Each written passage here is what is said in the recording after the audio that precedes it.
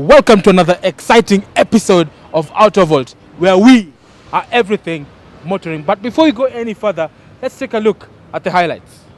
This week on Autovolt, we ferry fresh produce to the market with a tuk-tuk.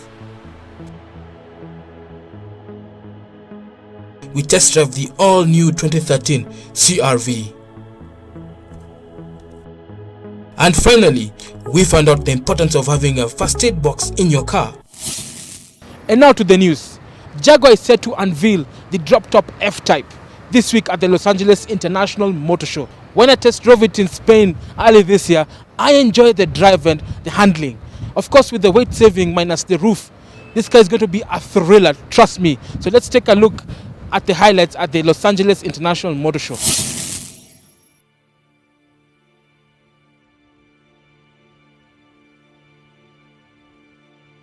This week, Jaguar launched the all-new F-Type drop-top coupe at the just concluded Los Angeles International Motor Show.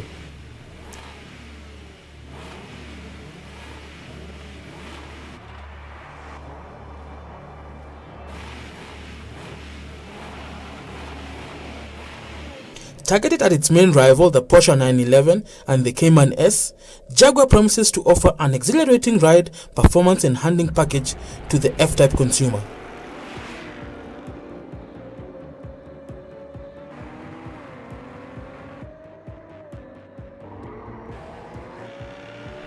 It will be powered by a choice of 3 engines, starting with a 3-liter base V6 that does 340 brake horsepower,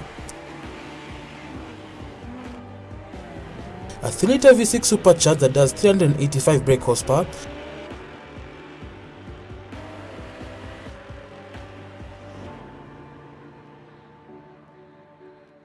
and the top of the range 5-liter V8 supercharged.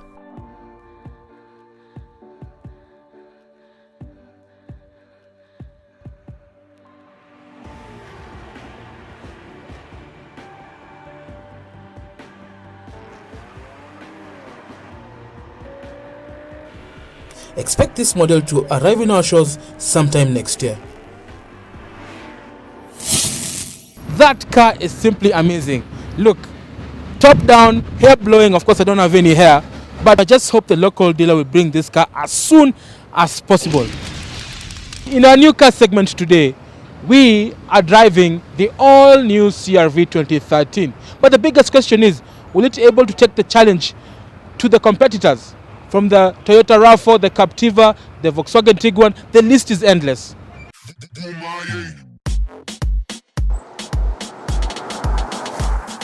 The past previous episodes on Autovolt TV, we have thoroughly gone through a couple of soft roaders. Mike did the Toyota RAV4, I did the Captiva. And now, I am trying something different. Today, I am driving the Honda CR-V.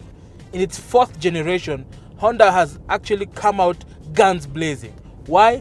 Because they're trying to be refined as a European brand such as the BMW X3, the Volkswagen Tiguan, and the Land Rover Freelander.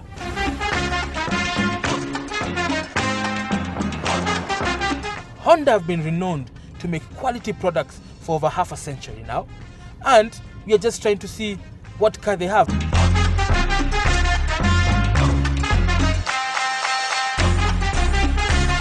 It is such a brilliant car to look at, to drive at, and to be in. But first, the biggest question is, what makes it different from the rest of the pack?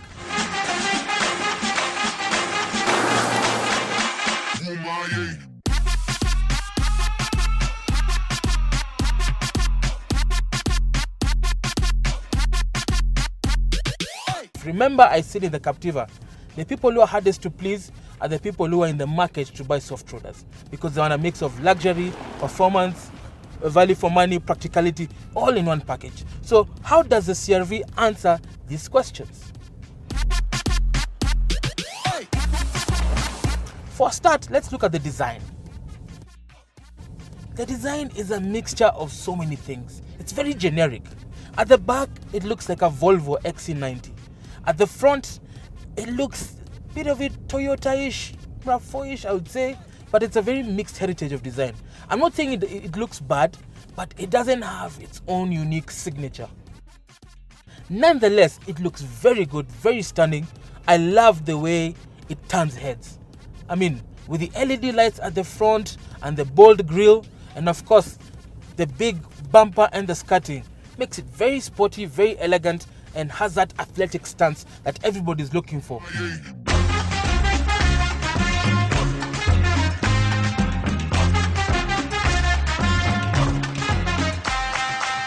How does the inside compare with the rest of the competition?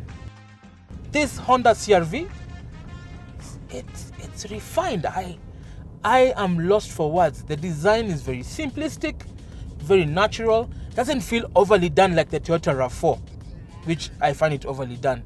The quality of the plastics is good, as you can see. Doesn't have that, hollowness in the plastic.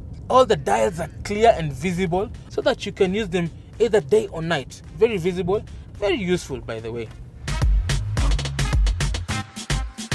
The audio system is lovely. It has 6 speakers with MP3 functionality and USB, but sadly doesn't have any Bluetooth. No, not in 2013. 2013, these things are standard now. Even Chinese cars have Bluetooth. It has dual air conditioning because now the passenger can actually change the temperature settings on his side, and I can also keep and adjust my temperature setting. The seats are very supportive, leather perforated, and with power and memory facilities, especially in the driver's seat. The Honda has lumbar support, which is very, very important when you're driving in long distances and long drives. So by the time you reach your destination, you still feel refreshed and you want to drive more and more.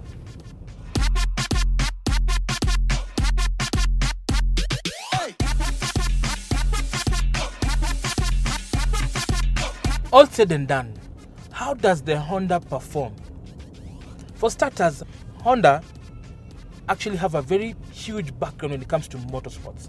They did Formula 1, they did the World Endurance Championship in Europe and the Le Mans some years back, and now they make bulletproof engines. But nonetheless, this CR-V Honda is powered by a 2.4 litre straight-4 engine that has the iVTEC facility.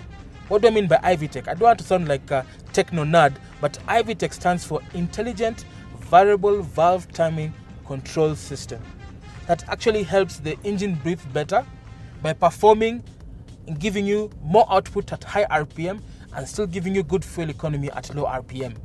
So this 2.4 litre has 140 kilowatts at a dizzy 7,000 RPM. Can you imagine revving this car to 7,000 RPM? Which is enough to rocket this car from 0 to 100 in a not so bad time of 9.8 seconds. But I feel the engine is a bit isolated. Maybe it's because they tried to do a lot of noise reduction, because what the engineers have done with this car is to ensure the noise, vibration and harshness levels are to the bare minimums. Actually, the ride is so corsetting, you can't even hear the engine.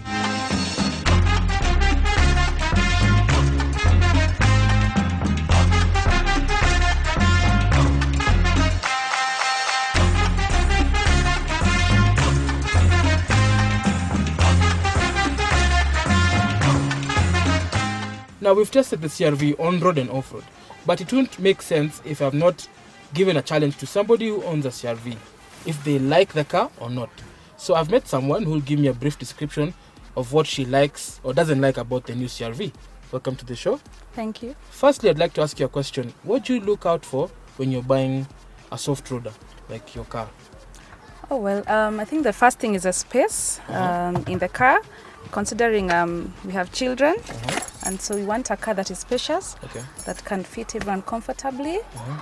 Also, good music system, that is key. And of course, a nice looking car. Now, your 2007 CR-V, you like it, you bought it. Yes. Do you like the 2013 version? What do you like about this car? Well, there's some difference I've noted.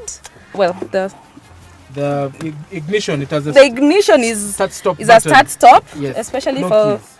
I don't need to have my keys. Half Yes, the time yes. I'm always looking for my keys before I get into the car. Yes. So that is really a good thing. Uh-huh. The other thing I've noted is that the music system controls that are here, Yes. there's more variety, Okay. as I've seen here, which makes it a plus. Yes. What about the quality? Do you feel the quality, is it Yes. well done? It looks more sleek. I can see there's a screen there. Yes, yes. When you're reversing, actually, when you put on R, there's a rear view mirror on the Yeah. camera, so you can actually see where you're backing out.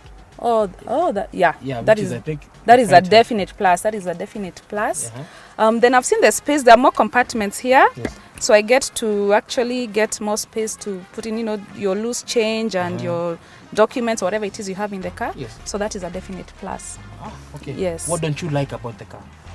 I miss the space for my handbag.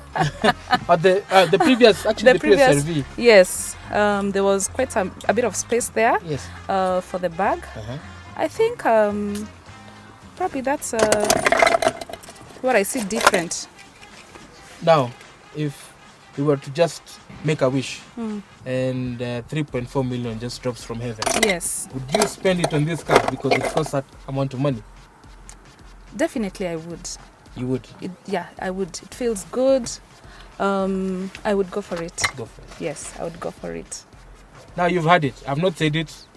This is somebody who owns the previous model CRV. For one of the key things most people look out for when you're buying these cars is, like you said, practicality, comfort, and most importantly, how does it look? How does it fit in your life?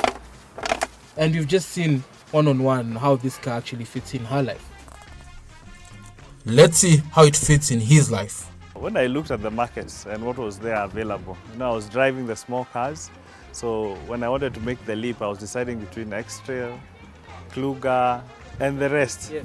So, X-Trail, it's been there in the market for long. It's really not that fancy. The Kluger is big, but no special features. But when I looked at the CRV, I'd already made up my mind. But when I saw the design, the new shape, it just killed me. And I said immediately, I told my wife, we have to get this car. And here it is now. And we are enjoying every bit of it. The kids love the car. They love the space. They love the ambience of the car. They love that now we'll be able to do road trips without having to think whether we can go off-road. So they're definitely looking forward to the Christmas holiday. Luggage space is definitely important. When you go shags, you need to put your ndizis and your bags together. Now with this compartment that divides the boot, it's going to be a nice Christmas, let me say. There are nice things that I would have liked to see being retained, but anyway, it's a better model, it's a better car. And definitely, with the way Honda is going, I think I'll become a Honda person very soon.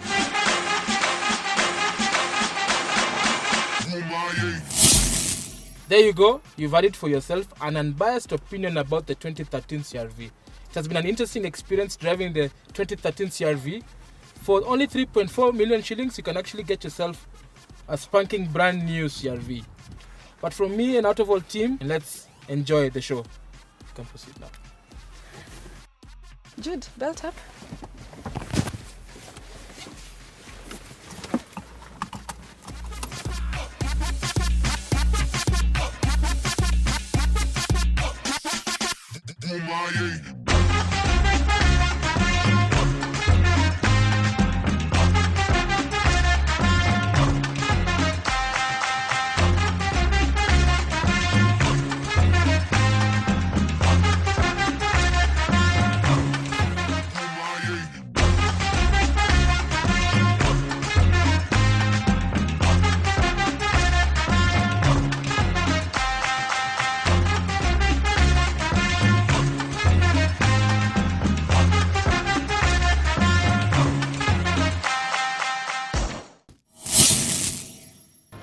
After this, we take a short commercial break and we'll be right back with the commercial vehicle section. Stay tuned.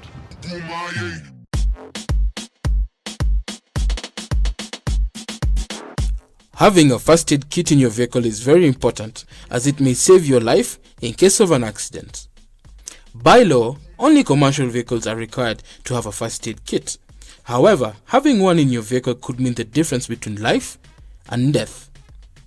The Red Cross recommends that all first aid kits should have the following: 2 absorbent compressed dressings 5 by 9 inches, 25 adhesive bandages of assorted sizes, 1 adhesive cloth tape 10 yards by 1 inch, 5 antibiotic ointment packets approximately 1 gram, 5 antiseptic wipe packets, 2 packets of aspirin 81 grams each, 1 blanket, a space blanket preferably, 1 breathing barrier with one-way valve, 1 instant cold compress, 2 pair of non-latex gloves, 2 hydrocortisone ointment packets approximately 1 gram each, a pair of scissors, roller bandage 3 inches wide, a roller bandage 4 inches wide, 5 sterile gauze pads 3 by 3 inches, 5 sterile gauze pads 4 by 4 inches, oral thermometer, non-mercury, non-glass, 2 triangular bandages, tweezers, and a first aid instruction booklet.